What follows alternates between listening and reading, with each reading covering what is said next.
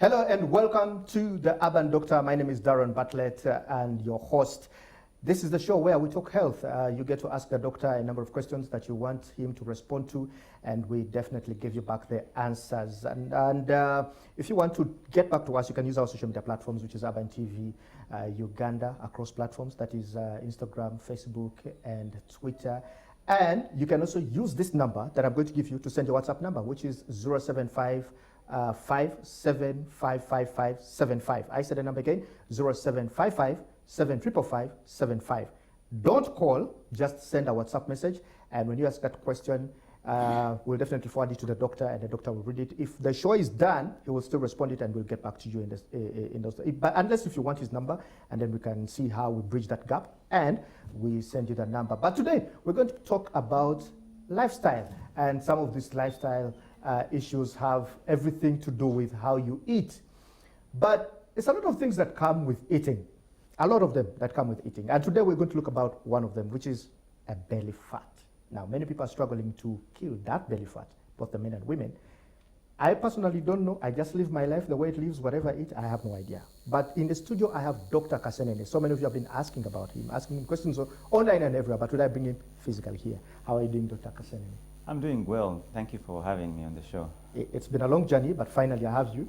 And I'm certain that you're going to add a lot of value to our viewers. I How hope have you been so. since the has been? Well, I've been great. Yeah, I started well. It's been a good few months, and I'm hoping that it's going to be a good year as well. Right, we hope so. Yes. Let's dive into our main topic today that we're going to be talking about, which is a belly fat, because you're a nutritionist. That's where you focus most and help people via what they eat, and that's how you treat them. There's a growing concern about belly fat. Yes. What is a belly fat? And how should one be concerned, or how grave it is to have one as a belly fat? So maybe what people need to understand is that when it comes to belly fat, there are two types of fat generally. There's what we call the subcutaneous fat. This is the one that's just between the skin and the abdominal wall. It's usually the one in the middle, in the front. Then the belly fat, the one that causes a problem, is the one behind the abdominal wall, between the abdominal wall and the organs, the deep fat. It's actually called visceral fat, because viscera means organs. Okay. So fat around the organs tends to be the one that causes a big belly. So there's a lot of fat piling up between the liver, the intestines, and the abdominal wall. So that's what pushes out the belly and causes a big belly. Now, a big belly seems sometimes to be a social thing. You know, for many years people feel. You have a belly fat, you have money. Yeah, you had money, but now we are seeing that that fat, the belly fat, actually increases your risk for disease. In fact, we even tell people that you'd rather be overweight but not have a big belly. So a bigger belly is a better predictor of your risk for disease than being overweight. So a big belly is actually a big problem, and people need to be concerned about it, because once you have a big belly, you're at risk for many lifestyle diseases, diabetes, and many others. So I think it's something that's very important, because many of us have felt like it's part of life, it's a normal thing. As you grow, you get a belly. It's just a sign of social class. Social class. Kind of, But now we are seeing that more people are struggling with disease, and really need to encourage people to ensure that they have a normal, abdominal circumference. How do these belly fats come? What causes them? So there are three main things that people need to be aware of when it comes to belly fat that cause them. In order of importance, in Uganda, number one is what you eat. Number two is exposure to toxic substances. And number three is stress. Now, we need to understand that the way the body works is that when you eat, because you need food for energy and nutrition, the body will use what it needs for energy at that point. It will store what it doesn't need, first in your liver as glycogen, which is an energy source. Anything extra it will store as fat. Now, what tends to happen is that today we are eating diets that are very high in carbohydrates, and not just carbohydrates, refined carbohydrates. So what happens is when you eat your food, and I'll mention some of the foods that cause this issue. So when you eat any carbohydrate, it's going to be converted into glucose, okay? in your blood, and your pancreas is going to produce insulin, which is a hormone that is supposed to take this sugar out of your blood into the tissues. What it does not use, it will store as fat. Now, when we eat refined carbohydrates, sugar, and drinks that are high in carbohydrates, and you're going to, and I want to explain this. So the refined carbohydrates is mainly white rice, this refined kaunga, posho, because they've refined the maize, and refined wheat. Now refined wheat is bread, chapati, mandazi, samosas, spaghetti, pizza, cake, biscuits, donuts, muffins. Now these foods, what they do is, because they've removed the fiber, and people need to understand this, when you eat these foods, it's not like eating maize. Maize and posho are not the same thing. Maize has fiber. So any carbohydrate in the maize is going to enter your blood slowly. Once you eat these foods I've mentioned, the refined grains, the carbohydrates are going to enter the blood quickly. And the pancreas is going to produce a lot of insulin quickly. Doctor, that's the most confusing bit about some of these foods that you're mentioning. I mean, maize is just removing the coat of it, well pounded, and then eventually it has more carbohydrates. It's refined carbohydrates. It's more dangerous than the one that. Yes, because you see, a grain is a very healthy food. A grain has three parts. It has a hard outer part. They call it a bran or the tester. Bran. That's where fiber is. The middle part is endosperm. That's where carbohydrate is. There's a small thing called the germ, the yellow thing. That's where nutrition is. Now, when you eat maize, you're eating a whole food. But fiber is the most important thing in carbohydrates in regard to this discussion of belly fat. Because once you remove the fiber, fiber's role is to make sure that the sugar or the carbohydrate enters the blood slowly so that your body can use it. So when you eat refined carbohydrates, you're going to have a spike in blood sugar. Now your body doesn't want that, so it produces a lot of insulin. Now insulin's role is to take sugar out of the blood, but it has two other roles. Not roles, but it has two other functions. One, it stores fat. So insulin is the fat storage hormone. And secondly, it gives you hunger. So when you eat these foods, there's going to be a quick conversion of sugar into fat. And this fat, because it is so quick, will be stored as visceral fat around your belly. So it's the refined carbohydrates, but it's also sugar. Table sugar per se has the same effect. Soda has the same effect. And even, I beg to say, for people who are not very active, even fruit juice has the same effect. Because you see, if I eat fruit juice without sugar, or even if it's just even if it has no sugar, let me explain why. You see, growing up, we ate mangoes in mango trees. I don't know about now. If you eat a mango in a mango tree, you eat it with a peel. Yeah. Okay? You eat the pulp, the thing inside that you chew. Yeah. And then you swallow. Now, when you going home, you will pass at the market, you buy 5 mangoes, you reach home, you first peel it. True. Lose the first layer of fiber. Then you sieve it after blending it. Okay. You lose more fiber. So what you're left with is nutrition and sugar. Now, what happens is you drink that, and there's a spike. Now remember, the initial role of sugar is to provide energy. Yep. So if you're sedentary, sitting the whole day, have a desk job, even if you exercise for 10 minutes here and there, you don't need all that sugar. So it's going to start to increase conversion into fat. So refined sugar, refined carbohydrates, sugary drinks, even if they are natural, can increase your risk for belly fat. Of course, fruit juice is much healthier than a soda. So if you must choose between the two, you choose that. But these 3 things, when it comes to food, are actually driving the obesity of the belly epidemic. So we need to understand that now this is what people eat every day. Now, one of the key messages that I see that people are getting wrong is like, doctor, I no longer take sugar. Doctor, I don't take soda. But what do you eat at lunchtime?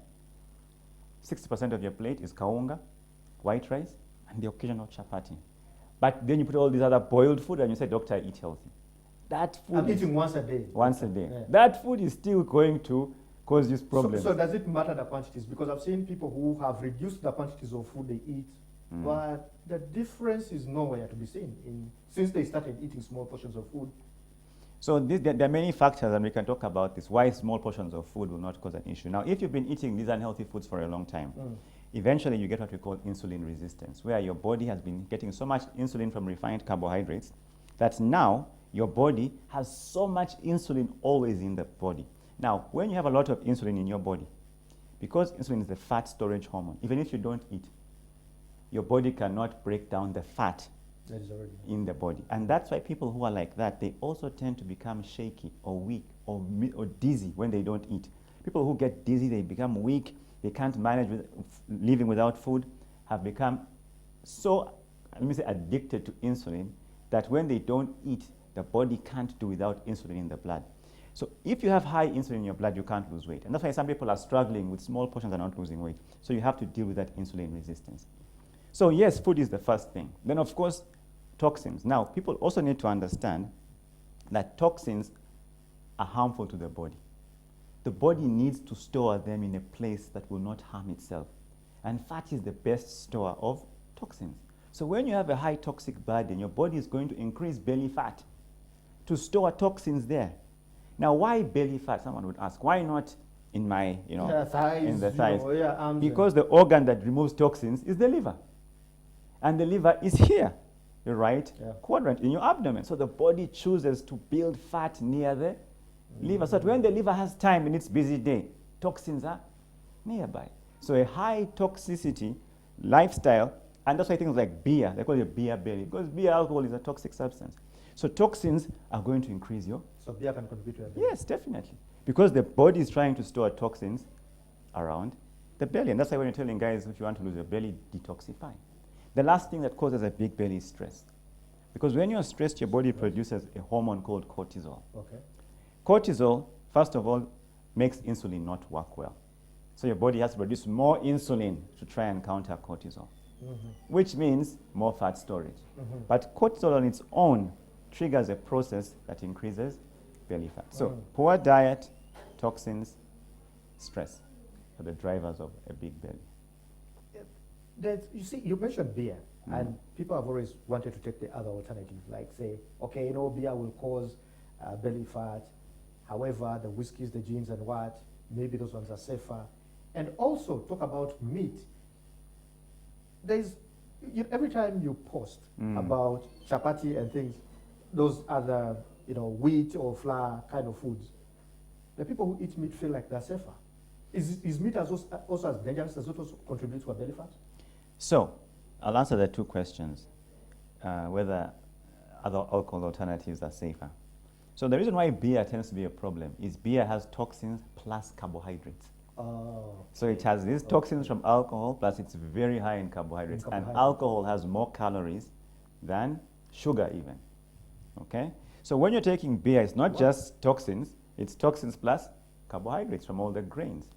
So that's why it tends to affect. But even these other spirits, if you take them in combination with an unhealthy diet, you can increase your belly fat. That's why you'll find people who are alcoholics, sometimes they are small, those who are drinking with spirits, but they also have a bit of a belly because they still have that toxic effect. So yes, in terms of belly fat, if you wanted to think, okay, what alcohol should I drink? Ditch the beer in favor of others. Things like red wine tend to be even better.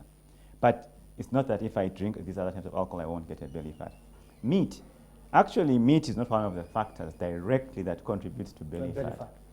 But you see, when you're talking about health, you don't just eat meat because of belly fat or no belly fat. You want to think about all the other factors that have to go around with your health. So in the story of belly fat, actually eating a high meat diet, I know people will say that this is contradiction to what I always say, will actually help you because meat is very low in carbohydrates. That's why people go on these keto diets and these high protein diets because yes, you're reducing your carbohydrate load, which is what's going to be converted into fat. But meat is not just about belly fat. It's really the fact that meat produces something called insulin-like growth factor. Makes you grow quickly, which makes you age faster, which can make cancer cells grow more. So those are the two main things with inflammation, faster growing, aging, and higher risk for cancer. So you have to think about the whole picture. Makes sense. Now, is this reversible? Because you worried me a little bit when you say that the body becomes resistant, especially if you have a lot of insulin in the body. So then how does one get from that shape and go back to a fit guy like you? I mean, I was as small as you. I don't understand anymore. You should come by my place. So how does one reverse the belly fat? Or when it goes, sometimes there's a point of no return. No. There's never a point of no return for belly fat. Anything can be reversed. Any disease, any condition can actually be reversed. But what you need to understand is most people are starting from a point of insulin resistance. This is the precursor to diabetes. So when you're insulin resistant, initially it takes about a week for this insulin resistance to fade. Now, the best way I would recommend someone to get out of this is first ditch the foods we talked about.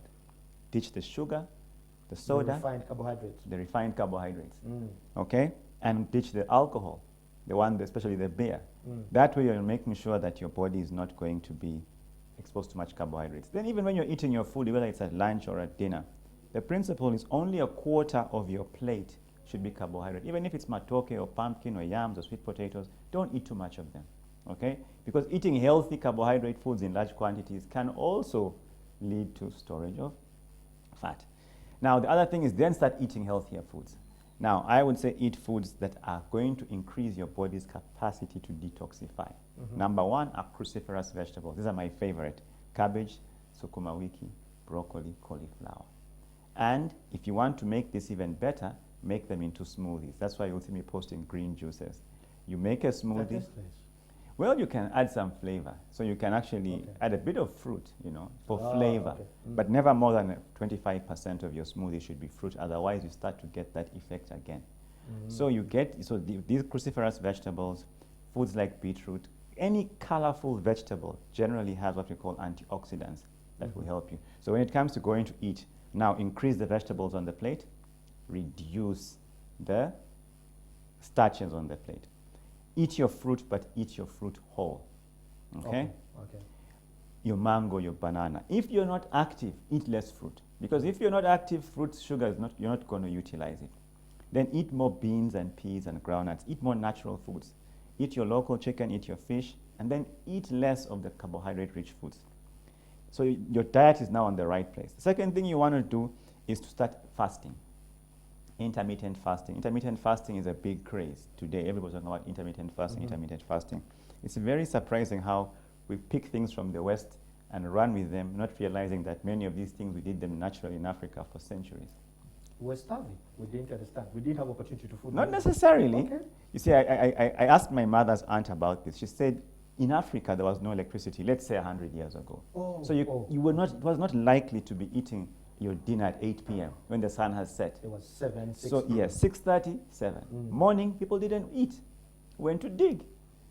And then we came back and had breakfast at 11. And then we came back and had breakfast at 11. So you find you had a natural 16 hours without food. Maybe you had a drink, which was not calorie rich.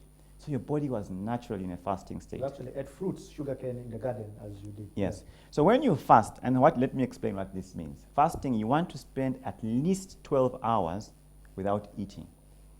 This includes sleeping time. So let's say between 8 p.m., I prefer dinner to be by 7, but realistically in Uganda, you may be on your way home, 8 p.m. latest. Don't eat anything until 8 a.m., except water. Because anything that is food has calories. It will break your fast. So you don't eat anything until 8 a.m. Now, if you want to kill this belly, push this fast until midday. Make sure it's 16 hours without food. So 7 p.m. to 11 a.m. What happens is this. About 10 to 12 hours after not eating, your body usually is out of carbohydrates. It no longer has glucose in the blood. So your body is going to need to use fat. The available fat. The available fat.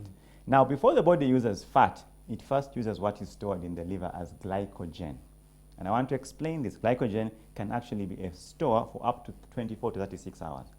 Now, until glycogen is finished, you don't start burning fat. So if you fast for 12 hours or 14 hours, or 16. You start burning glycogen. That day, you're not going to burn fat. So you have to continue this cycle until glycogen is finished. That's why some people do a fast for 3-4 days and don't see anything and say it doesn't work, because you've not yet utilized all your glycogen. So when glycogen is done, once 12 hours are done, the body must burn fat. Now, when there's no carbohydrate, insulin is going to drop, and so you can easily now burn fat. So this intermittent fasting is very important, and you must do it for at least a week to start to see the results. So you eat your healthy food, and then you fast. Now, what some people are doing is intermittent fasting is great. So they do this intermittent fast. But when they break the fast, between midday and 7 or 8, they are eating so much food that they are replenishing all the glycogen in their liver, that they never reach a point where they are burning fat. Because even though they are fasting, they still have too much glycogen in their liver. Eating burgers and sausages. Yeah. So it's very important for people to do an intermittent fast with a healthy diet. These two things have to go in hand. have to go in hand, and you'll start to see the results. Then detoxify. Reduce the alcohol or quit it. Then take things that help detoxification, matcha tea, green tea. These green smoothies I told you about, things like ginger and garlic, they help your body to detoxify. Look for a detoxification program. And by the way, detox doesn't mean diarrhea. People think it's you know, you have to go for colon irrigation. No. Detoxification is done in your liver. So when we do a detox at our office, it's basically raw foods that are high in antioxidants and these smoothies.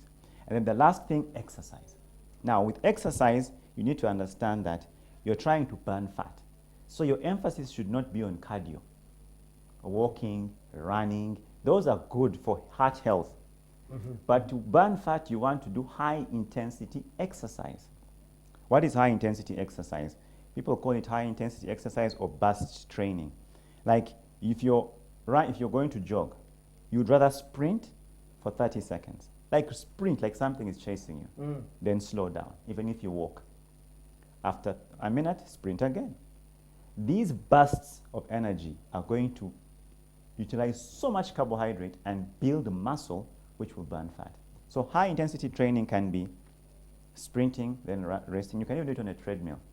It can be cycling fast, then resting. If you're swimming, it can be swimming fast. It's just go all out for short periods, rest, go all out again.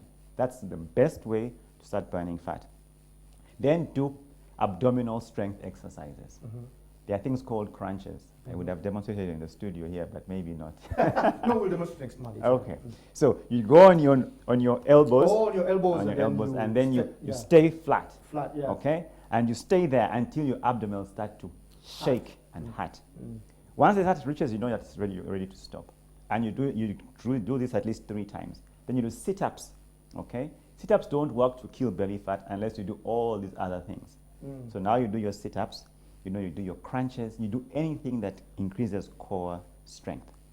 And the best thing is do these exercises before eating, so that there is no carbohydrate for your muscles, so that your muscles must look for fat to burn. So if you follow these 3 tips, I can tell you you're on your way to getting rid of that belly. Now, of course, this requires discipline. Sometimes it requires the right information, but anyone can lose their belly fat. In fact, it's easier to lose your belly fat for most people than it is to lose weight, if you actually are committed to the process. You know, you just finished right at the dot because we've run out of the time. But I'm going to request you that you come back next week and then we continue right from there, because you've now brought in an element of weight. There is belly fat and then there's weight loss, and how your weight can affect generally your body and things like that. Thank you so much, Dr. Kasenene. We hope to see you next week, and you'll break down this further for us.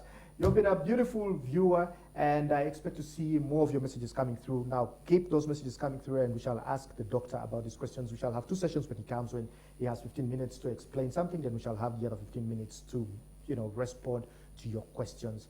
My name is Darren Bartlett. I've been your host. I'll see you next week.